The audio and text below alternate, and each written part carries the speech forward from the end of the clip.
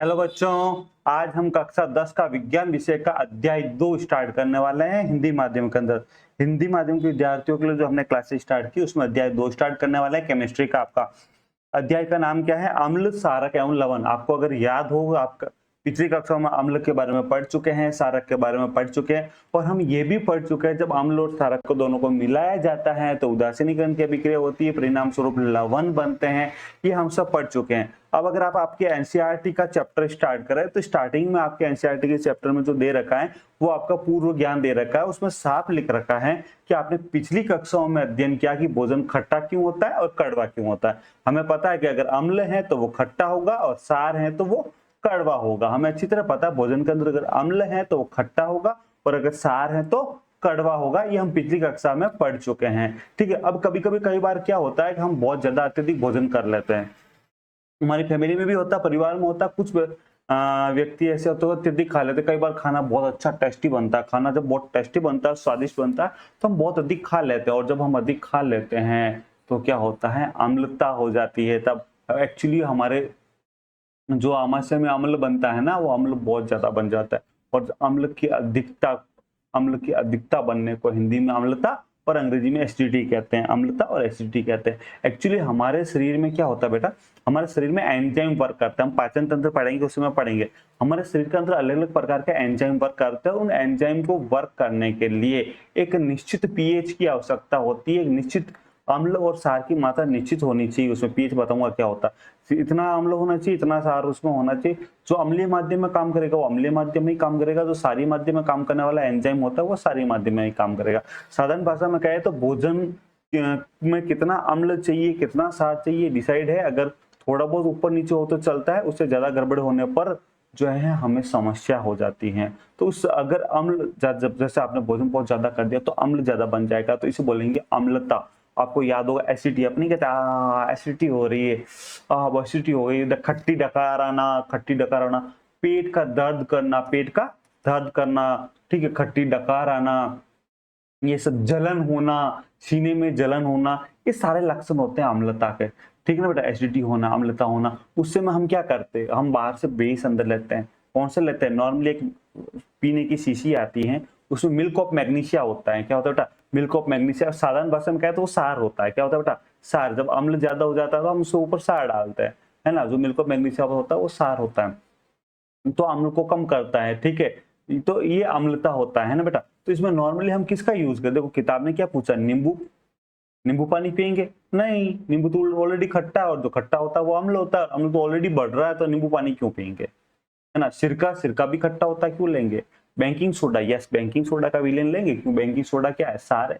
Baking soda का villain का हम यूज कर लेंगे अम्लता होने के दौरान। अम्लता क्यों होती है आपको समझ में आ गया, है ना। तो उपचार बताते समय आप किस गुण, जो ये अम्लता का उपचार बताते समय आप किस गुणधर्म का ध्यान रखेंगे? हम इस गुणधर्म का ध्यान रखेंगे कि जो भी हम बाहर से ले रहे हैं, क्योंकि अम्लता तो ऑलरेडी हमारे अंदर ज्यादा है, तो जो भी हम ले रहे हैं वो क्या होना चाहिए, सार होना चाहिए।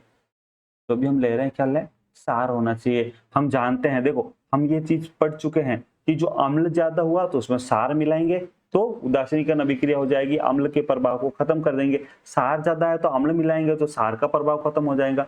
मतलब अम्ल और सार दोनों को मिलाने पर उनका प्रभाव खत्म हो जाता है। अम्ल ज्यादा हुआ तो सार मिला दो, सार ज्यादा हुआ तो अम्ल मिला दो। अब चूंकि अम्लता हो रही है, अम्लता मतलब अम्ल ज्यादा हो रहा है, तो उसमें सार मिलाएंगे। आप क्या मिलाएंगे, सार मिलाएंगे।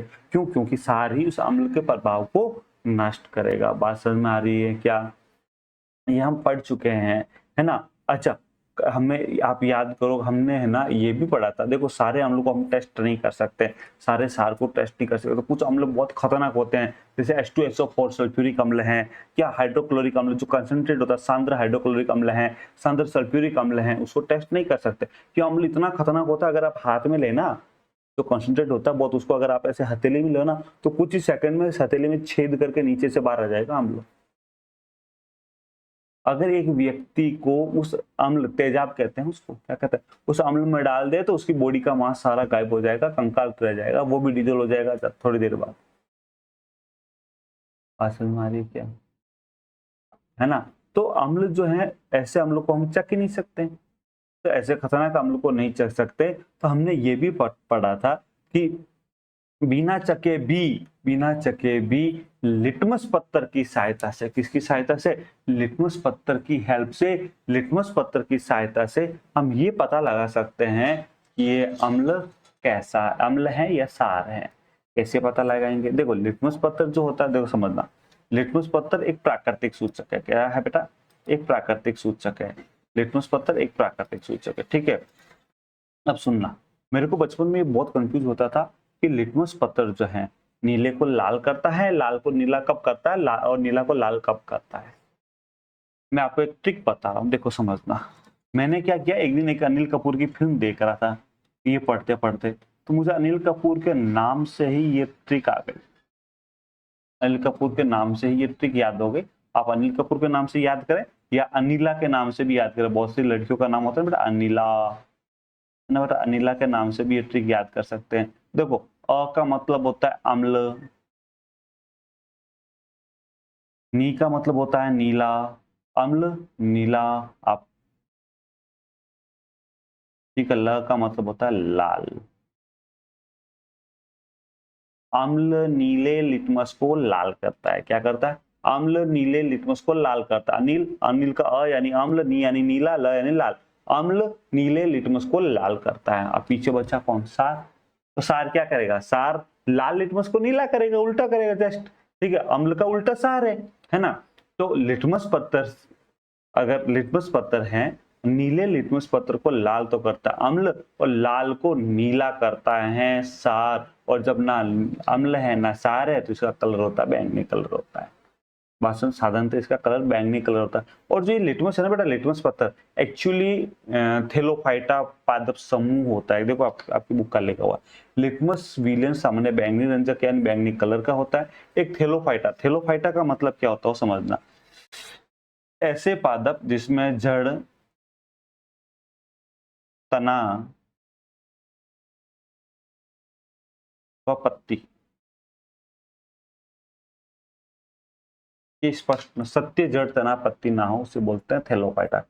ऐसे पादप जिसमें सत्य जड़ तना पत्ती उपस्थित ना हो उसे बोलते हैं थेलोफाइटा, ठीक है। उन सब पादपों के ग्रुप को बोलते हैं थेलोफाइटा। उस पादप के अंदर एक ग्रुप आता है लाइकेन, है ना। तुम्हारा यहाँ लीचियन लिखा हुआ है, इसको लाइकेन पढ़ते हैं सामान्यतः। यहाँ लिखा आप लीचियन भी पढ़े, बाकी उसका वास्तविक तो इसको लाइकेन ही पढ़ते हैं, लाइकेन।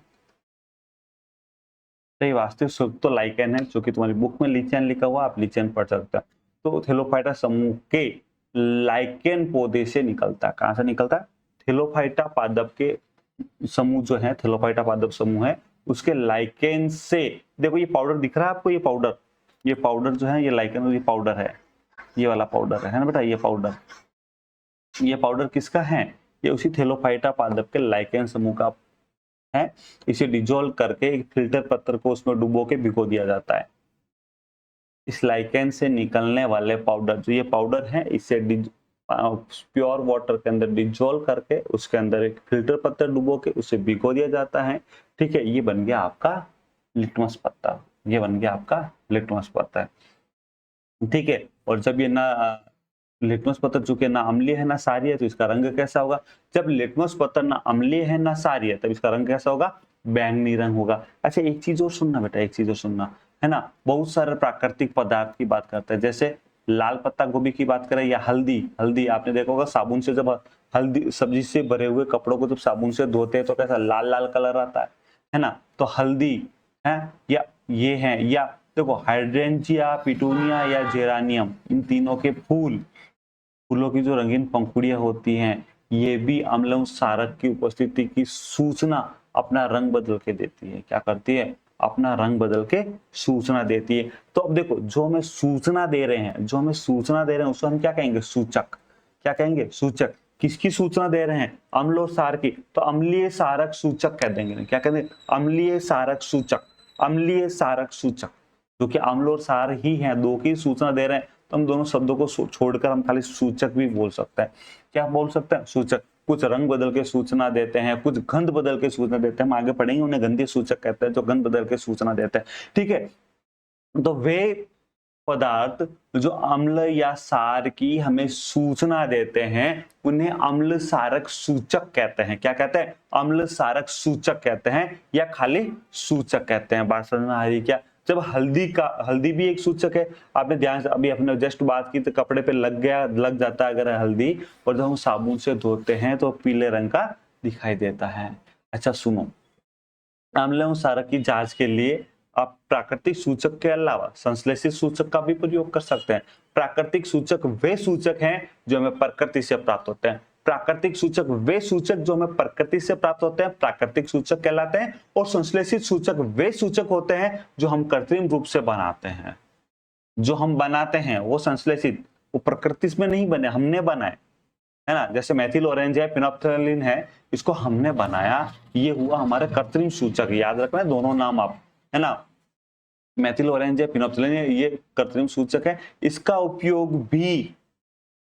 उपयोग भी रंग, ये भी रंग बदलकर अम्ल एवं क्षारक की सूचना देते हैं। जैसे मेथिल ऑरेंज जो है रेड कलर का है तो अम्ल है, येलो कलर का, पीला कलर का है तो क्षार है। ये भी रंग बदलकर सूचना देते हैं हमें। मेथिल ऑरेंज है, फिनोप्थेलिन है, ये रंग बदलकर सूचना देते हैं। बात समझ में आई? तो ये हमने एक इंट्रोडक्शन देखा था, एक सिंपल सा इंट्रोडक्शन देखा था। क्या देखा? एक सिंपल सा इंट्रोडक्शन। अब इस अध्याय में हम क्या क्या पढ़ने वाले वो समझना। देखो इंट्रोडक्शन तो देख लिया, अब इस अध्याय के अंदर हम क्या पढ़ने वाले। तो हमने अम्ल की बात कर दी, तो अम्ल और क्षार, जो ये अम्ल है और ये क्षार है, इनके बीच में रिएक्शन यानी कि अभिक्रिया कैसे होगी, अम्ल और क्षार की अभिक्रियाओं के बारे में पढ़ेंगे। अम्ल और क्षार में जो अभिक्रियाएं होगी बेटा, इस अध्याय में हम उसके बारे में पढ़ेंगे। इस अध्याय में क्या क्या पढ़ने वाला है? अम्ल और क्षार के मध्य जो अभिक्रिया हो रही है वो सारे पढ़ने वाले हैं। उसके अलावा अम्ल क्षारक एक दूसरे को प्रभाव को कैसे समाप्त करते हैं, अम्ल और ये क्षार एक दूसरे का जो प्रभाव है, इस प्रभाव को ये कैसे खत्म करते हैं, दोनों एक दूसरे को प्रभाव को कैसे खत्म करते हैं, वो भी पढ़ने वाले हैं हम, वो भी पढ़ने वाले हैं। इसके साथ साथ दैनिक जीवन में पाई जाने वाली तथा उपयोग में आने वाली बहुत सारी रोचक बातों का भी अम्ल एवं क्षार से संबंधित दैनिक जीवन में पाई जाने वाली बहुत सारी रोचक बातें जो हैं उसके बारे में भी अध्ययन इसी अध्याय के अंदर करने वाले हैं। दैनिक जीवन में इसका उपयोग जो है उसके बारे में इसका अध्ययन करने वाले हैं। ठीक है, तो ये सारी चीज हम इस अध्याय के अंदर पढ़ने वाले हैं। ये आज का जो लेक्चर जो था वो ओनली इंट्रोडक्शन था।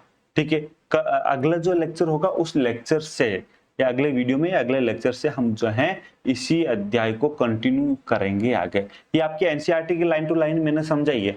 फिर भी अगर आपको लगे कुछ आपको समस्या है या कुछ प्रॉब्लम आ रही है, आप कमेंट करें, है ना। आपको लगे आपको समझ में आ गया तो आप कमेंट करें, सर समझ में आ गया, नहीं आया तो लिखो सर नहीं आया, कहाँ नहीं आया वो भी लिखें। और अगर वीडियो सब समझ में आ रहा, पसंद आ रहा, तो वीडियो को लाइक करना ना भूले, हमारे चैनल को सब्सक्राइब करना ना भूले, और इस वीडियो को अपने फ्रेंड्स के साथ शेयर करना भी ना भूले। मिलते हैं नेक्स्ट वीडियोज के अंदर।